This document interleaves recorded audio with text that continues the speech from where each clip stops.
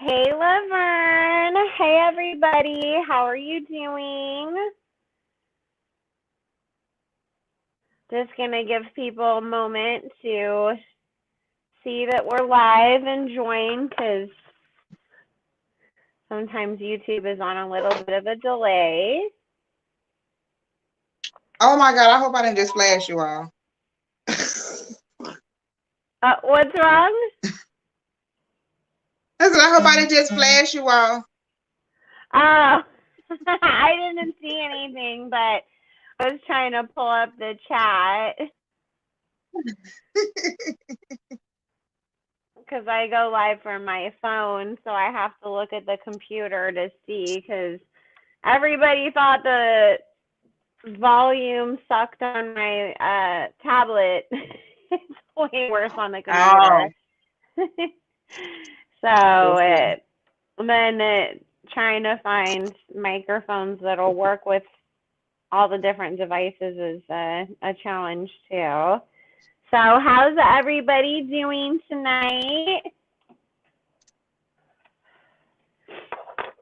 If you guys didn't know, this is Miss She from, or what do you like to go by? That's fine, Miss She, Sheila, whichever. Okay, from Yamayas Gift. And I have been shouting from the rooftops for years about this woman and her incredible, amazing products and gifts because she helped me when I was suffering from fibroids and my doctor was just wanting to just go full throttle on a hysterectomy because I have a past with PCOS, and I used her products, didn't end up needing surgery, and I've recommended her to so many people over the years who've had so many great results, from using your regimens and everything, because I know that it's not just here, take this, but you also require people to do their part as well. Absolutely, absolutely. And I love getting this kind of feedback because I was actually saying, you have to ask and you get it back. And I was saying, sometimes with working online, you don't really know who you're helping. So I've been getting so much positive feedback, more and more. It's just the more I ask for it, the more it comes back. And I love hearing these type of stories. Like it really makes me I'm blushing. I'm so happy.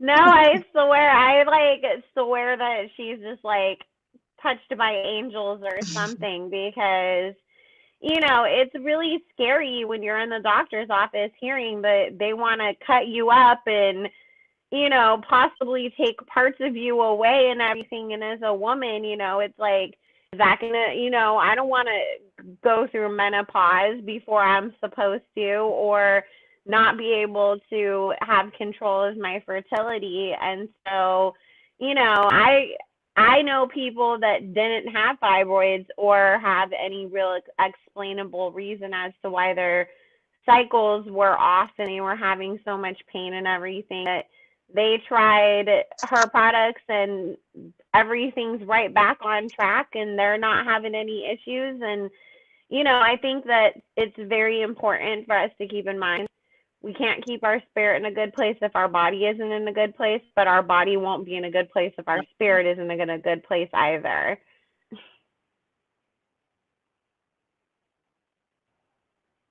Oh, I think she froze.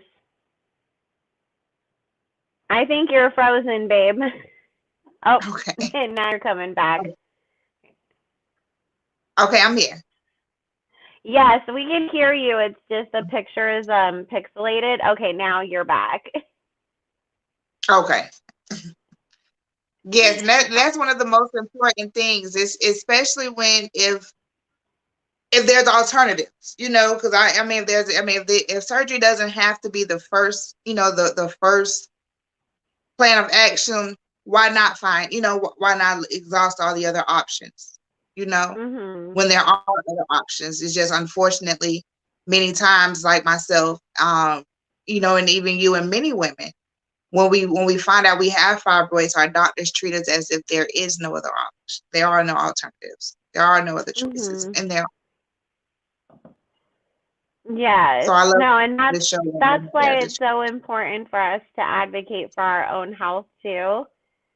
because it is always the doctor's first line to, here, take this medicine, here, let's schedule this surgery. And it's like, but if we can avoid Mhm. all of the risks that come with that, and like you said, it's exhaust all the other options, because unless something is like terminal cancer that has to be dealt with right this second, there is time to go and try different things. And it's like drinking some teas, taking some supplements, changing your diet up, it's only going to give Taking you care good of yourself, benefits anyways. basically. Yeah, and it makes you put the focus back on Yeah. that it is okay to take care of yourself, because as women, Mm-hmm. we're always taking care of everybody else, but we never take care of ourselves. Absolutely. Do you know when I have when I deal with women, especially with the fibroid care kit, when I deal with women and I have the castor oil packs in there, I have the yoni steams.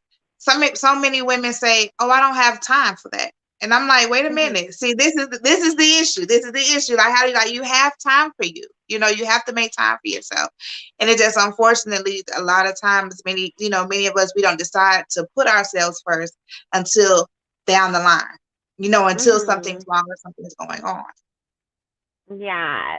So just for anybody who doesn't understand in the chat, do you explain what fibroids are and why we get them? Okay, so fibroids, they're non-cancerous tumors, and that's another reason why I don't really advocate for the first course of action being surgery, because they are non-cancerous. Many times they are only about like 10 to 30% can be cancerous, but for the most part, they're not. They're more symptomatic. They cause more issues than they actually do, to your health, as far as your comfort level, because it really depends on where your fibroids are located, how they will affect you.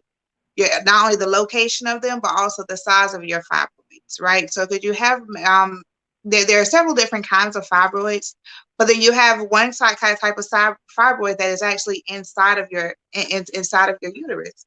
And that's the kind of fibroid that actually gives you more of the heavy periods. But not necessarily a lot of pain, but they do have a lot of they do give you pretty heavy periods, right? And they also have an issue to cause infertility as well.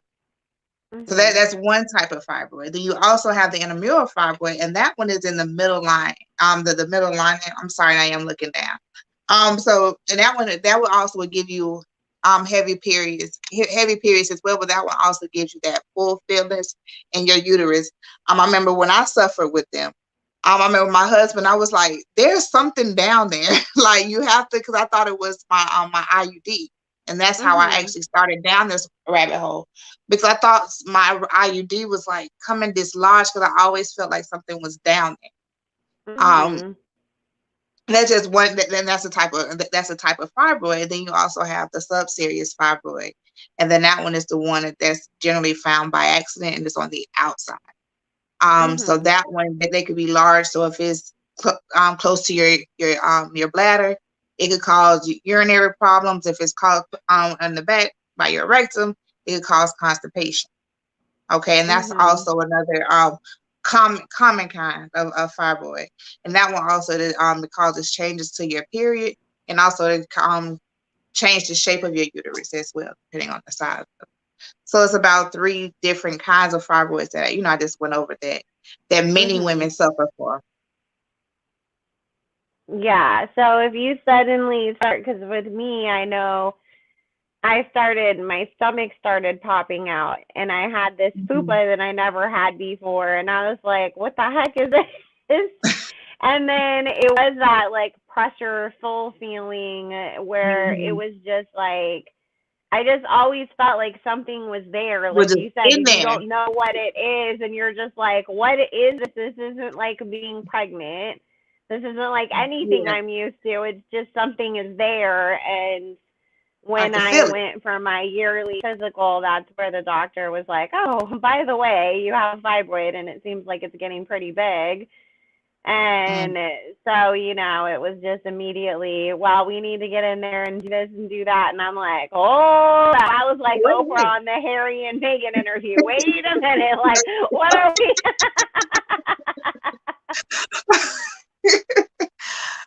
it like 3 times to people since I've started that interview, I promise. I know, that's like I was just like watching some of the Grammy performances the other night. I was like, if y'all saw my face, I was like Oprah, like. So you said you had it. Oh, you're welcome, Janisha. You know, that's what me and her were both talking to, because I was like, I was so nervous to ask if she would come on the channel and talk about all this stuff, and she said that she would have been too nervous to come on here, like if I'd asked her anytime sooner before I did. No, because, well. You just have to get used to the whole thing, you know. That's the hardest part, being on camera. I'm always so background, I like being in the background, but at the same time, so I was like, let me come out of my shit. I've been doing it more often.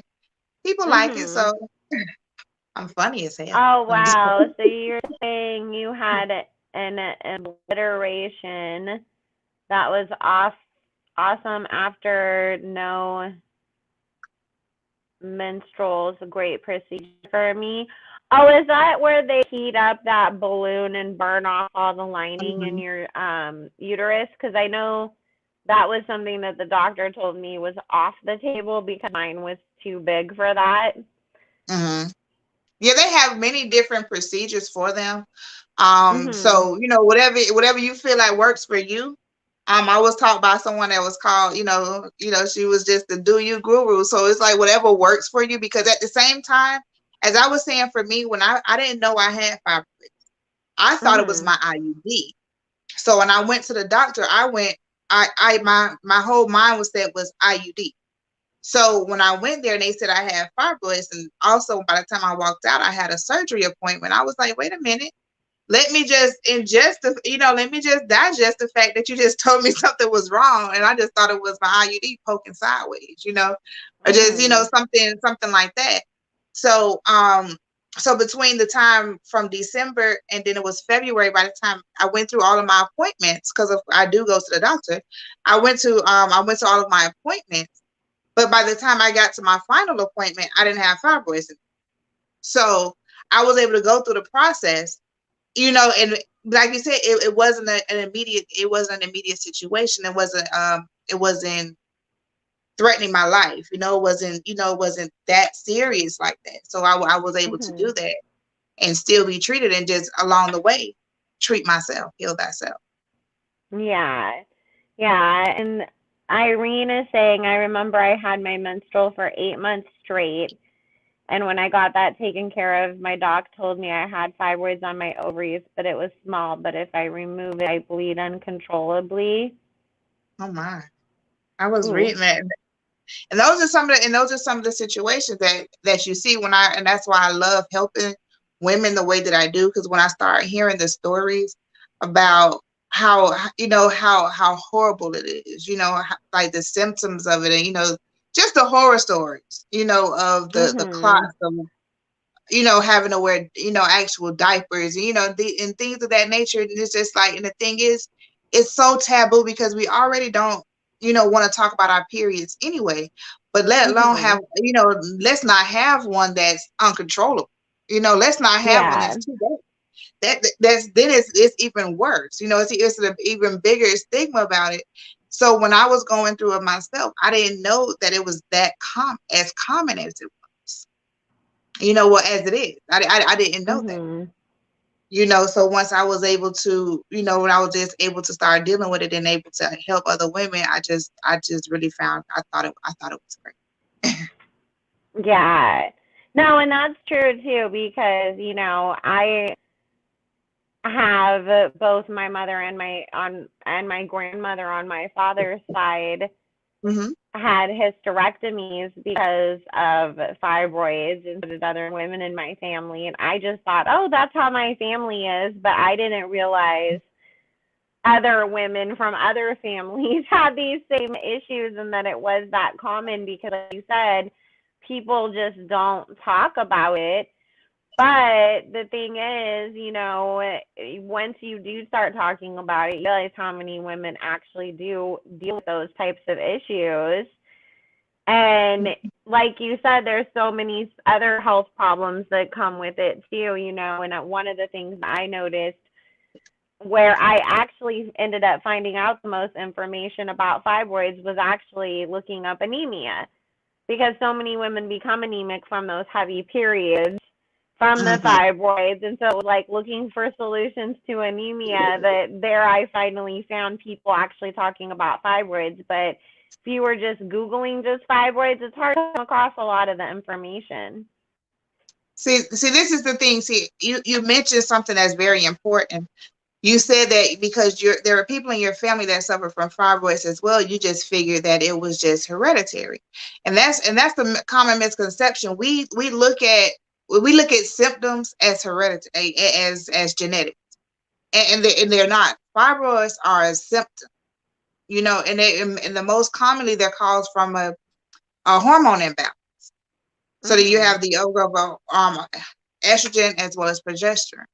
So many of those times that's why when you start making changes, dietary changes first, because you want to start removing things of that nature that are going to put more estrogen in them. Then you start thinking about what you're putting in your body as well as what you're going to put on your body, because many products, lotions, shampoos, conditioners, things of that nature have estrogen in them. So if you're already a woman that struggle with fibroids and you're already, and you're just adding more estrogen into, you're just contributing more to the problem. But we don't think about it, think about all aspects of it, and that's the main thing that causes fibroids. Are the is a hormone imbalance. Yeah, and talking about that too, because we were talking about this a little bit the other day on my station head when we were talking about how we were going to have you come on, was also us needing to be very, pay more attention to the types of products that we use for our periods too, because those scented Tampax, with the plastic applicator are like the worst thing that we could possibly use. I mean, it's just like, and that's the thing, and that's I've never been regular. So my experience with fibroids, I didn't have the period issues. But I just had all the pain and all the other symptoms, right? So now I have an 11-year-old daughter, and she just got her period, right? So now here you are with your mom that doesn't get a period, hasn't had one in years. So now I'm here, I'm in the grocery store, like, it's a lot of options. Then I'm like, when did they start putting perfume on them? When did they start dyeing them and you get these designs on them? I'm like, oh my. I was like, oh, this is too much. But I always recommend people, if you do use pads, the Cherish brand is really good. It's a really good, find one that's as natural as possible. I just did not know they had so many chemicals that they had us putting on our cooch. Yes. I was like, until December. Oh my God, no, I know. It's crazy because I was looking up, the different things and all of that, and I was like, why would you basically soak a tampon in Bath and Body Works body spray and then stick it up there and think, oh, everything is going to just stay how it's supposed to, and all the natural fauna and flora will be okay, and my pH will be fine? I don't even see why do you think that would even work? Like, but I mean, it's just, we're so like, oh, we can't use this or that in our hair because we don't want parabens in our hair and we don't want silicones in our hair. But then we're literally putting a tampon full of chemicals and bleach up the most sensitive part of our body, literally inside of us. Like, that's normal. Because I honestly, and I do, and I don't want to just kind of veer off, but honestly, why I feel that happens is we are so conditioned to think that our vaginas, our lady parts, whatever you want to call it, are nasty. So we, it's just, we always think, to me, this is I always feel like many times that's why they put so much perfume. They go through much just to make it seem like this is a natural part of your body. Your body is cleansing itself. There is nothing nasty. There is nothing dirty. There is nothing funky about that. Your body is doing exactly what it needs to do. Now, if you do notice odors and smells and things of that nature, then that's a symptom of something else. But naturally, that's the main thing I'm teaching my daughter now, that she does have a period, baby. There is nothing wrong. There is nothing wrong with you. I don't want you to feel that any part of your cycle, any part of your femininity or womanhood is nasty. And that's what I was getting when I was on that aisle. Because I was looking at all the floral scents and decoratives and all that. I'm like, it's just the period, people. It is. And you know what? It's a beautiful book to read. It's actually really just a great book in general. The Red Tent.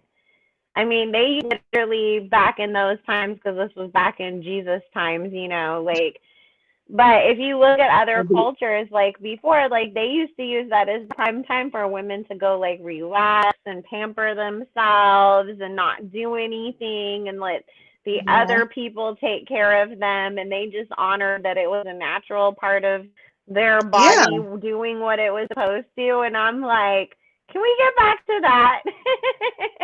No, because we in the Bible, you couldn't even stand up. They had to go off and be unclean. Yeah. So but it's just, that's what's sad about it, is that, it goes all the way back to that. But then again, anybody on my channel knows how much I break down how the Bible is. The Bible was rewritten quite a bit so that it could, continue this patriarchal society that we're in. I mean, if we're going to talk about fibroids, we got to talk about the whole thing. Yeah.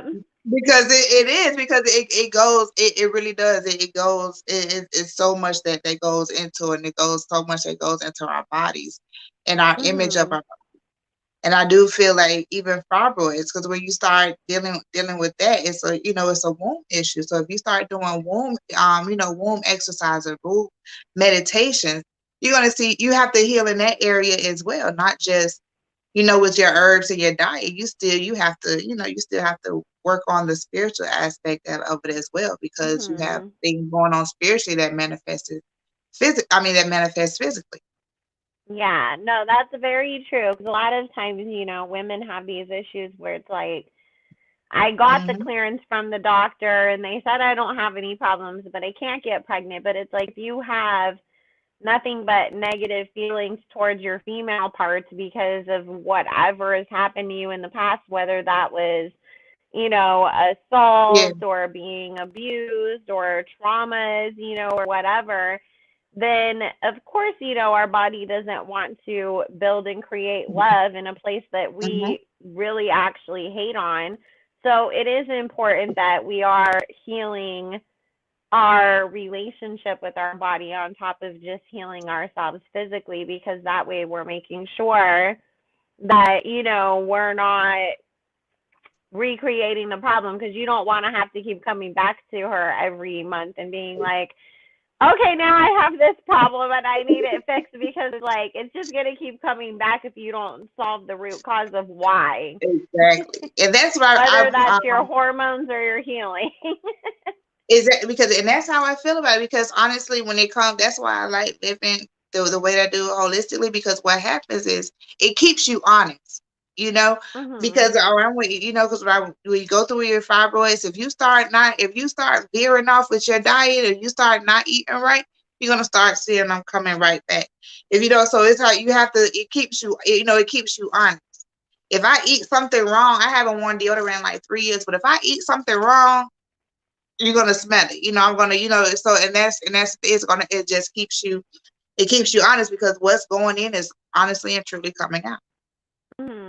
And that's what's great about really getting yourself to that place of taking care of yourself more, is that you will notice. Because I always say this, I try to eat really healthy during the week and then give myself permission to eat whatever I want on the weekends. But I never want to choose fried foods anymore, because I know, it sounds really great, but the way that I will feel for days afterwards, is not Yeah. worth it. So it's like, Mm-hmm. I still eat stuff I wouldn't probably during the week, but it's more like, Oh, let's who get does it? sushi instead of getting Chinese food that's going to be so Mhm. heavy and greasy and Yeah. everything, and it's just you find yourself wanting to make those better choices, which is really great too. Yeah. I mean, because you realize, it's just, I think that once you start learning and you start growing, especially when you start taking that walk spiritually, you really do begin to Mhm. learn that your body is is a temple. So then you begin to Mhm. treat it as Yeah. Oh, somebody's asking, one of their family members several years ago found out she had cluster fibroids. How do you get that? it's the very they're the same thing. They're just, this is fibroids that you just want to start seeing where they're building on, we're just, like you said, a cluster. So Mhm. they're, it's the same, it's the same thing. But when it comes down to it, I also said it was you have the hormone imbalance. You also, I'm sorry. So you have like the hormone imbalance. So those are things Mhm. you want to start eating foods that are rich in fiber, because what that does is that helps your body remove the estrogen. So I brought that up as well because also many women that suffer from fibroids also may have high blood pressure as well. So you might Mhm. have excess sodium in your body. So those are things that, so then when you start adding more potassium as well as the fiber in your body, it starts moving the sodium. So then it starts, as ways that you can start getting rid of it. And then I brought all of that up to bring to with the fruits, because you talk about the cluster fibroids. Now with Mhm. those, when they come, like when you want to start breaking them down at any kind of fibroid, they have a hard shell on the outside. It's a hard protein shell on the outside.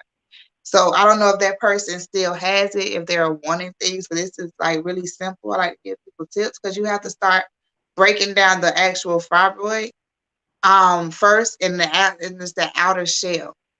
So the outer shell of that Mhm. fibroid, when you start eating a lot of enzymatic fruits like pineapples and papayas and things like that, that's what breaks down the outside of the fibroid. Because it's a real process when it comes down to ridding your body and flushing that fibroid out. And then of Mhm. course, and then keeping them out. Because when she said, when I saw that comment about the fibroid, and I was very curious about that to see like if they still have them. Mhm. Because that's very painful. I was I've like, only oh my god, my uterus hurt just reading that comment. yeah, I was like, okay, let me talk about herbs and tell her what to get rid of it. I was like, oh my god, because Yes. yeah. So I Mhm. just have a question about the fruits. Would you recommend that people eat like the whole fruit or juice? Is there not a difference when it comes to that? Yeah, whichever one. Now I would say because the pineapples and the mangoes, those are like and papayas are the enzymatic fruits. So it's really good and they're really rich in fiber. And because you need the fiber anyway, it's better to eat the whole fruit. Or if you want Mhm. to juice it, keep the pulp and do something else with it. Like put it in something else. Like your bread, Mhm. muffins, or whatever. You can do that with it because you still want to get the fiber in, unless you're going to get it somewhere else. Yeah. And let me tell you guys too, here's a little tip from somebody that I love fruit. And I know sometimes it's harder to get a hold of certain fruits or they're a little expensive. If you do have like one of the fruit men on the corner, the little Mhm. Hispanic men who stand out there and chop up the fruit Yeah. in the cups and stuff, it's actually usually cheaper to get it from them. And you're helping somebody who's putting the money right back into their own household. So I always go to them and I'm just tell them like to leave out the stuff or just only do certain kinds of fruit. And they Oh give you the yeah. whole container and it's cheaper than if you went and bought like a whole pineapple and 2 mangoes and this and that. And also if you have a mango crazy or any of those pop-up sort of shops around too, a lot of times they sell fresh pressed juices as well, like really cheap there.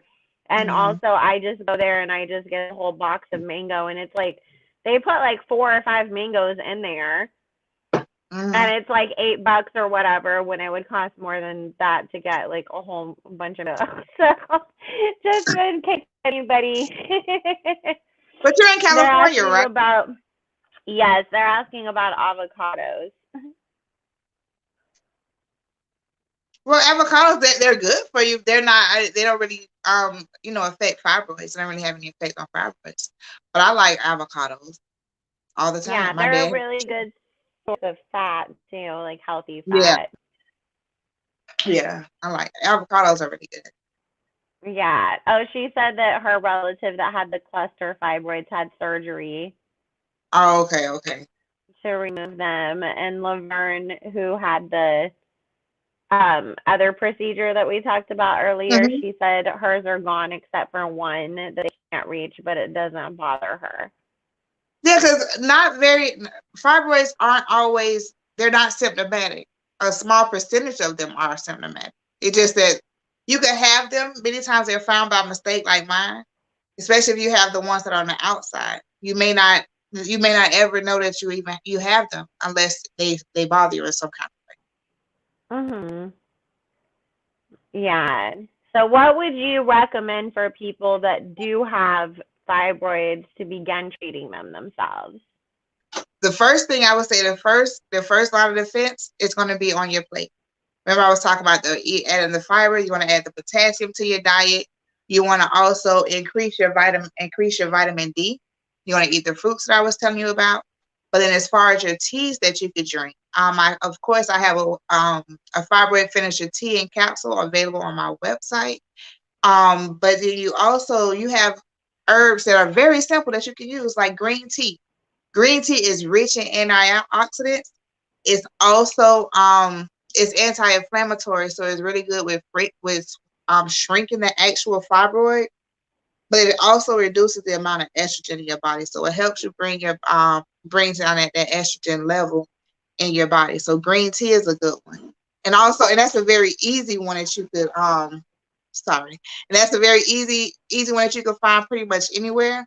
And then also if you could find matcha green tea, because that one is actually a much stronger form of green tea.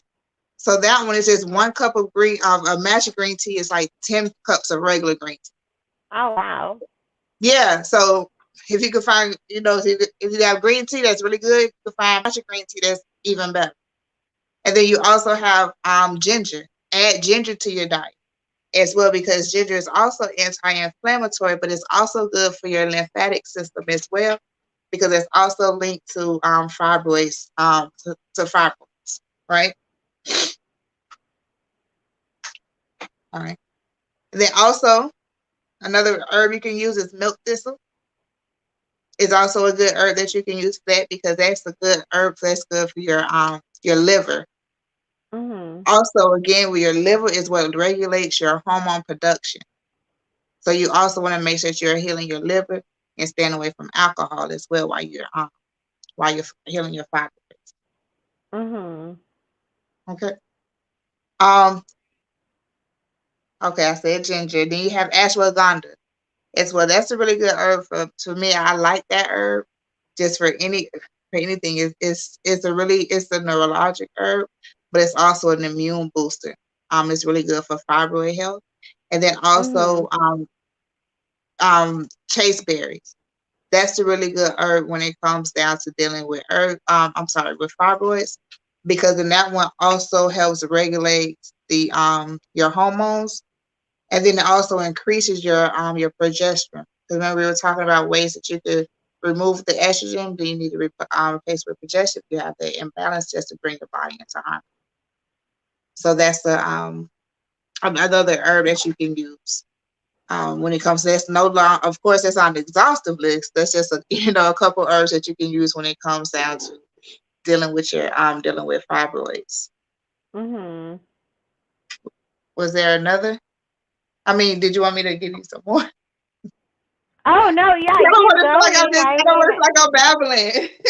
no, I'm just listening to everything you're saying, and I was reading the comments too. Did you mean Okay. Chinese green tea, Irene? Yeah, you can use just green tea. Yeah, and they're Mhm. asking, so Lipton is a no-no, right? I drink Lipton twice a day. Well, it's like it's like you like the unbleached bags. I like the I like loose teas better, but I would Mhm. definitely not tell you not to drink Lipton tea, green tea, because it's right there, it's easy accessible, and it's green tea. Mhm. Just as Yes, long, I I like think it. it's just as long as it's green tea and not just the regular Lipton black tea, right? Exactly, the green tea one. All of these herbs, I do have them available on my website, which is yamayasgift.com. But the chase berries is it's the tea. And you can also get that in the form of a capsule too. I've seen it in a capsule. Yeah, and the ashwagandha, I've seen people drinking that instead of coffee. That is such, you know what? It's like a relaxing herb. I had at one point I was suffering from a little anxiety. So Mhm. and what I would do, I made a tincture from it and I would put it under my tongue. And it was such a calming. It was just like a wow. Because I didn't it was great. That's one of those herbs I like. It's just a feel good herb. It's very relaxing. It's a mood stabilizer. Well, see, everybody who has a hard time meditating, that might be what you want to drink before you sit down to meditate. Because like everybody's always like, I have a hard time getting myself to that calm space to, Mhm. even begin the meditation. So I'm like, that might be what they need to drink. Yeah. And it doesn't taste bad. It's very woody to me. It's very mild flavored as well. I like it. Mhm. And then they can put like organic honey or stuff in the tea too, right? If they wanted to sweeten it. Yeah, if you want to do honey, you can do monk fruit sweetener. Stevia, if you use the stevia leaf, not the crystals or the liquid. Mhm. Okay. And of course anything processed is just always going to be a no-no, especially when it comes to sugar.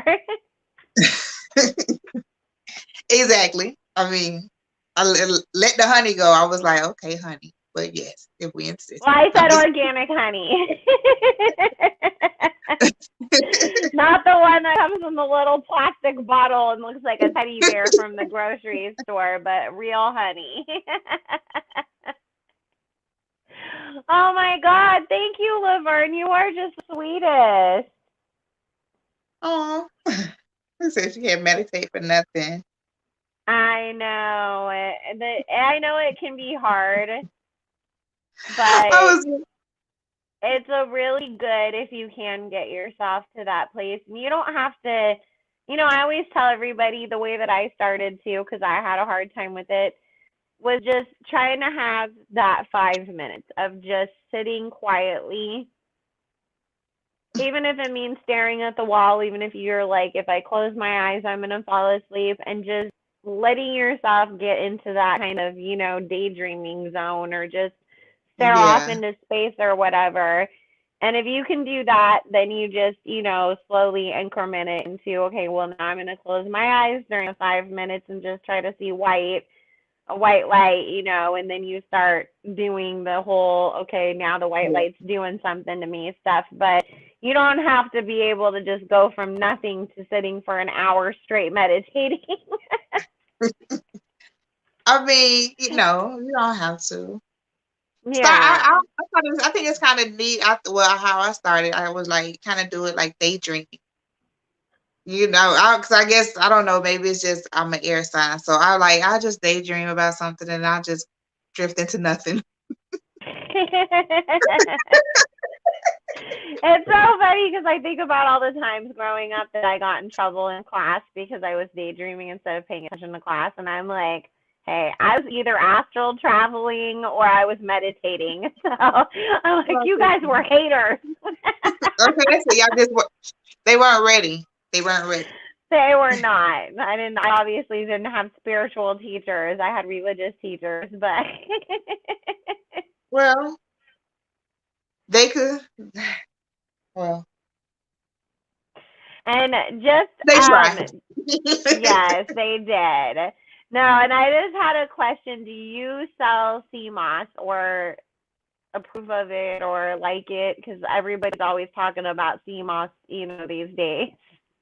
Yes, I have sea moss. I have it I have the purple as well as the gold. I have it raw and then I have it in the gel form. Sea moss is very very good. I believe Mhm. it's because it's a superfood. It's nutrient dense, it's vitamin dense, you know. It's really good. That's just as far as that part of it. But also, see how you just cough. Sea moss is really good for moving mucus and removing mucus Mhm. from it. So that's something that you could do really, it's something that you could have just on a daily basis. You could put in your smoothie, you could put in your foods when you're cooking it. And then Mhm. also too, it also has sexual um benefits as well. It helps with men. It increases the semen function and production. And then Mhm. also women, it also has been said to have help increase your sex drive as well. So it's a really good product. And if you have it with I have it in that form. I also have it in cell therapy, and that's why I mix it with bladder wrack as well and other herbs. And then it has everything that Mhm. you would need to make it just a multivitamin that you could take on a daily basis. That's awesome. And that's such a good thing if you are a vegetarian or a vegan, because a lot of times with the way that our food is grown these days, we're not getting all of the minerals and stuff. Because I know that that's a big thing with vegans.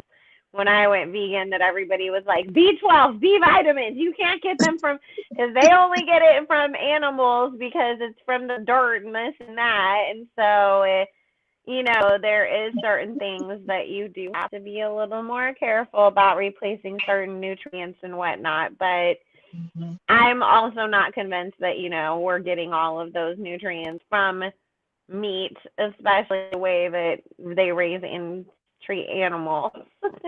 Yes, yeah. See, I'm not a meat eater. So, but and that's one of the reasons. I mean, it's tough though. I mean, I'm not a meat eater, but my family, they are. So I still have to Mhm. cook.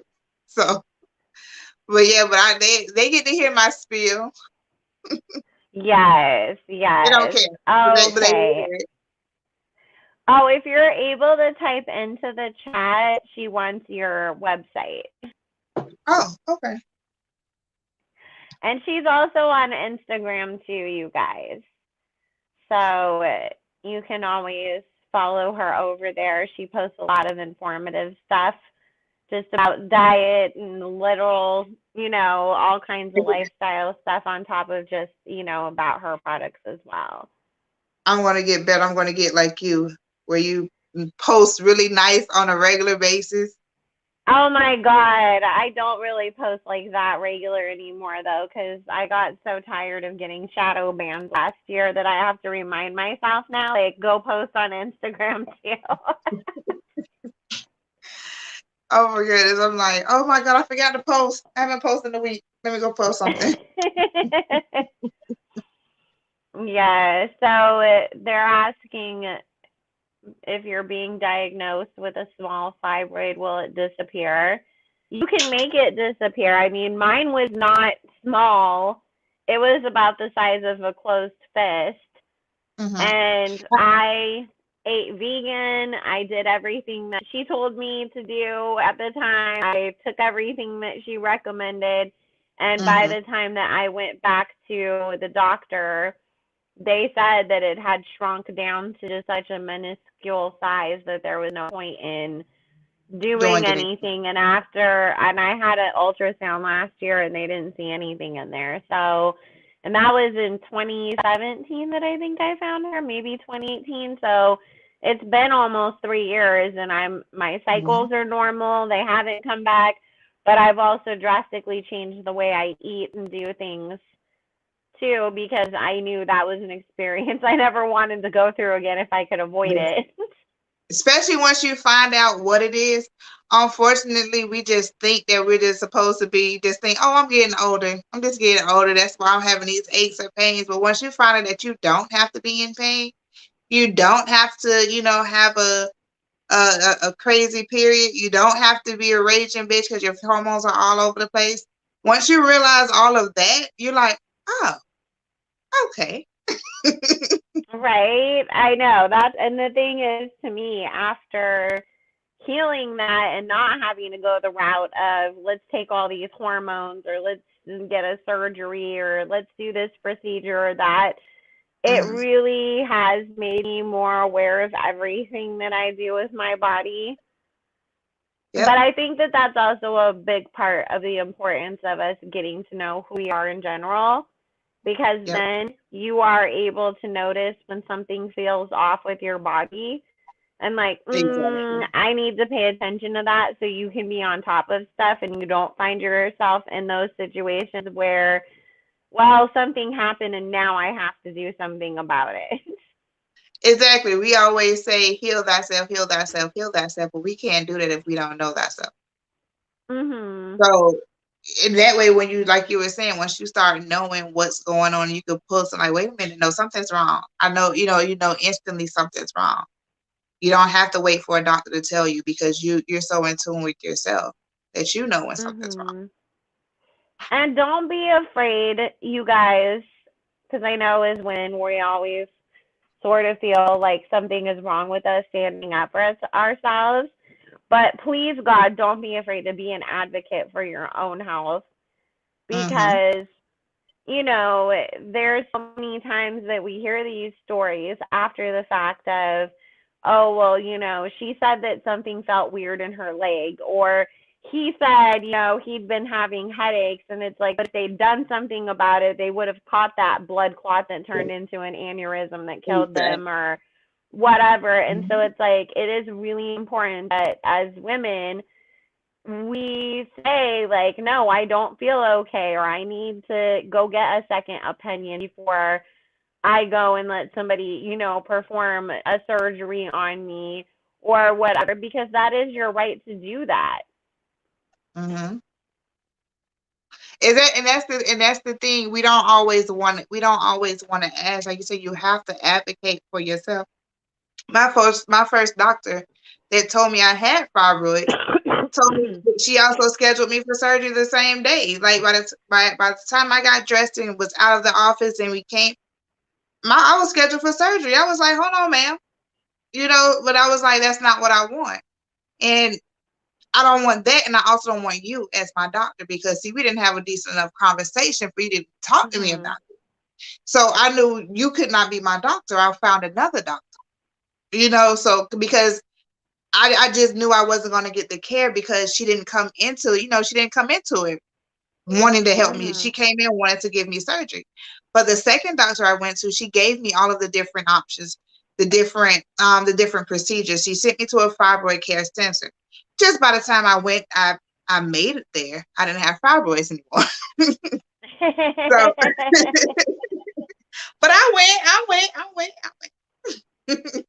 Yep, no, and I put my foot down because it was the same situation, and I asked that I get switched back to my old doctor Mm-hmm. because it was one of those things where they just decided that, oh, well, you should go see this new doctor. And I was like, well, before anybody's cutting me open, I want to go see my old doctor and see what his opinion is. And he said, Exactly. like, if you really feel like you can find some way to fix this on your own, then we'll schedule you to come back, in 6 months and see where we're at. But he agreed with me that we didn't need to immediately just go perform surgery.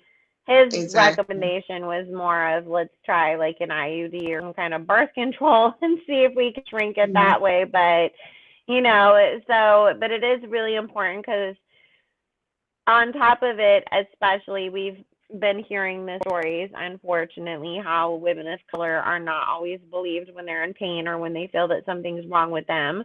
Yep.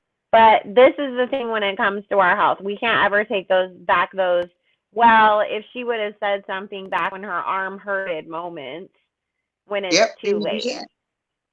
Nope. You can't suddenly, be like, oh, I regret letting them do surgery on me and I want my uterus back. It's already God knows where, So that's why it's important that in the moment we have to find that courage to speak up. Exactly. We have to. And just like the young lady, she was just saying it about her birth control and her arm was starting to bother her. See, those it's like those telltale signs. If you feel like there's something wrong with it, then go check on it. The same way, yes, I'm an herbalist, I do natural medicine, but if I feel like anything's wrong and I can't, pinpoint, and I don't know, I have a primary care doctor that knows I listen to nothing he tells me, but I do it. He knows, but because you have to make sure, you have to take care of yourself. When I felt like something wasn't wrong, I thought it was my IUD. No, we gotta take it out. Mm-hmm. And then they weren't wanting me to take it out. They were like, well, if you have fibroids, this is why this is what's keeping them from growing. No, me doing what I'm supposed to do is what's keeping them from growing. But if that's what you think, we'll keep it. I'll come back. Like you were saying, I still don't have fibroids. Mhm. It's just one of those things. And that's something that I feel like, because I've experienced that too, that when you do have more of one of those, semi-permanent birth control options like the implant in your arm or the IUD, the doctors are so like, oh no, don't, just leave it. We'll wait and see. You'll get over it, and it's like, but if you really feel like the way that this felt, when I first got it to the way I'm feeling right now is different and something is wrong, then ask for another doctor who's going to take you seriously. Yeah. Because I know with my IUD, they kept being like, oh, but do we really want to do that? That's such a drastic thing and this and that. By the time that I found somebody that was willing to take it out, it took 2.5 seconds. And I'm like, why were y'all acting like literally we had to land on Mars to do this? Or you could just yoni steam and give birth to it yourself. I was like really about to go that route if that doctor that I saw that day wasn't going to do something about it. Because I did look up like ways to take it out yourself online, and I was like, all right, we just need to get a mirror, some tongs, and we'll figure this out if we have to. But okay, turn on the ring light and we'll get it. Yeah, right. But it's like I noticed that it was giving me crazy birth migraines and that I could feel it when I moved. And if I squatted down or I bent down real quick to grab something, like I would literally feel it like stabbing into me. And by the time that the doctor took it out, she said it had moved and I wasn't crazy. 3 doctors refused to take it out because they were like, you've only had it for 2 years. They couldn't have moved. Like, no, you just have to you're wrong. Oh, the string's still there. You're fine. And I was like, literally, like, this is the last one. If this lady don't take this out, I'm literally stopping at Dollar Tree on the way home. We can get everything we need. I was ready to get a plastic scarf to put down. Because they make you do it, and it's so sad. And it's just like, listen, I'm here, I'm paying. I'm not just showing up asking you for stuff. This is like this is your business. This is what I'm paying you to do. Right. You charge me $350 to walk in, like, and you won't do anything else. Right. That's what like, that's what for me too. It's like I was yelling at the doctor one time and I was like, listen, I'm self-employed. Do you know how much money it costs me to even have the ability to come in here to pay you even more money because I haven't reached my deductible yet? Just so that you can tell me, oh, well, we don't know what's wrong. No, you're going to figure it out. I went one time, I had to get an MRI. Oh, this was when I was doing the fibroid. They want to look at the fibroid. So I'm in the machine, and they were like, some people don't, they give you the little headphone. And they were like, well, some people don't like it. They're claustrophobic. They were like, are you okay? They were like, so they came, they're like, are you okay? Because we hear you. They're like, are you singing? I'm like, listen, for $400, I'm going to enjoy every second in here. I'm having a ball. I'm like, You're like, none of my kids are bothering me. yeah, I it's have some quiet, it's dark. quiet. No, I'm like, listen, I'm not. This is That's ridiculous. the sad thing when you become a parent, how much fun trips to the dentist or to get an MRI are, because you're like, mommy gets some alone time for 5 minutes. And here I am, a whole grandma. I got 2 grandkids. So I'm like, and they just, when I I'm like, I'm sleeping, I'm like, just come on, Girl, children. you must have started so young. I did. I was gonna say there's no way in heck that you are a whole entire grandma. I was like, what is the I don't look like a grandma tea that you suggest we all drink? No, they have, well, they're little, but they're 1 year old and 4 months. Oh man, so you guys really got your hands full. Yes. Yes. So I'm leaving today and I turn around and I'm like, go to close the car door and I'm like, oh, you're coming, I guess. It's something. That's the prime age too. It's like the 1-year-old getting into everything, the 4-month-old just discovering like I can get your attention, so I'm gonna do stuff to get your attention. Yeah, he's just trying to grab his feet. He's trying to grab his feet. So. Oh, I love that age though, because they do so much like different stuff every day. It's like literally every day you wake up to a different baby. Yeah, they are. No, my oldest is 22. Oh my goodness. You do not look like you are old enough to have a 22-year-old. I was like, no way when you said you had an 11-year-old. Oh, no, that's my baby. That's the youngest. See? Well, girl, we all need to take our skincare tips from you, because you definitely are glowing and you do not look a day older than 22 yourself. No, I'm 39, just turned 39 last month. Well, Yeah. you look damn good, girl. Thank you. So, guys, we're going to go ahead and wrap it up, because I know that she's got all of her children's to deal with, and I got to deal with mine because it is a school night. Oh, yes, it is. Thank you so much for joining us, though, and I hope that you'll come back sometime, too, because I do want to make Tuesdays kind of a more spiritual thing on my channel, where we can talk about healing and the stuff that we don't all like know about and learn from each other. Definitely, because there is so much. Even our phone conversation, I was like, yeah, we could talk again. I know. It was crazy because we just talked on the phone about like, her coming on, and that we would just have a conversation. I didn't want to make it weird and like be like, and so then how many milligrams do we do, and just talking stuff. But we were just bonding about healing and spiritual things, and I was like, oh my God, I love her so much. Yes, and y'all like, and when I was listening while we were talking, you were on the Bluetooth, and when my son and his friend was in the car, he was like, is she in California? I was like, yeah. He like, you could tell they have the accent. They say she sounds like California. I said, I know. I like, because they have my cousin, his name is Heather. She was like, she sounds like Heather. I like, she does. Oh my gosh, that's so funny. It's so funny too, because like a while back, people were like, "Are you from Jersey?" And then somebody else said that they thought I was from Georgia, and I was like, everybody always says California. Like, you guys are the only two that like think I would be from the South. and that's where I am, but I don't think I'm from that South. I'm just South locally. I mean, because of where I am in Miami. So, but I'm down towards the Keys. But when people say the South, I never think of Florida. I always think of Georgia and Alabama. I know. I always think more deep South too, and people being real country.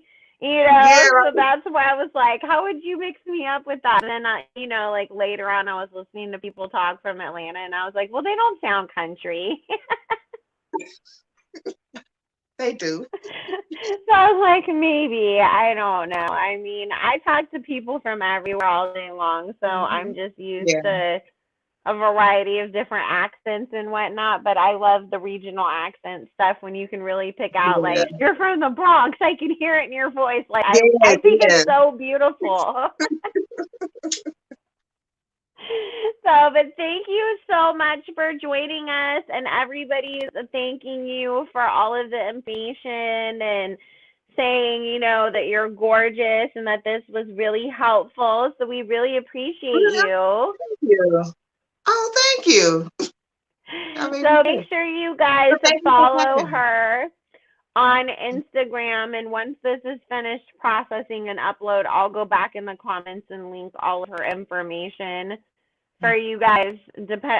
Sometimes YouTube is really quick on processing uploads, sometimes they're not, so it's always a crapshoot on how long it'll take, to get something up. Because the other night when Essie Berry was on with me live, it took until the next morning before Oh, wow. that live was back live up on my channel, and people thought I deleted it, and I was like, it's still saying it's processing for me. So it was like, pray to the YouTube gods that things go quick tonight. But I love you guys all so much, and thank you for joining us. And Thank you for having me. we will definitely be having her back, and then we will also be on Station Head in the morning as usual. So thank you guys. I love you all so much, and I'll talk to you in the morning. Bye. Thank you.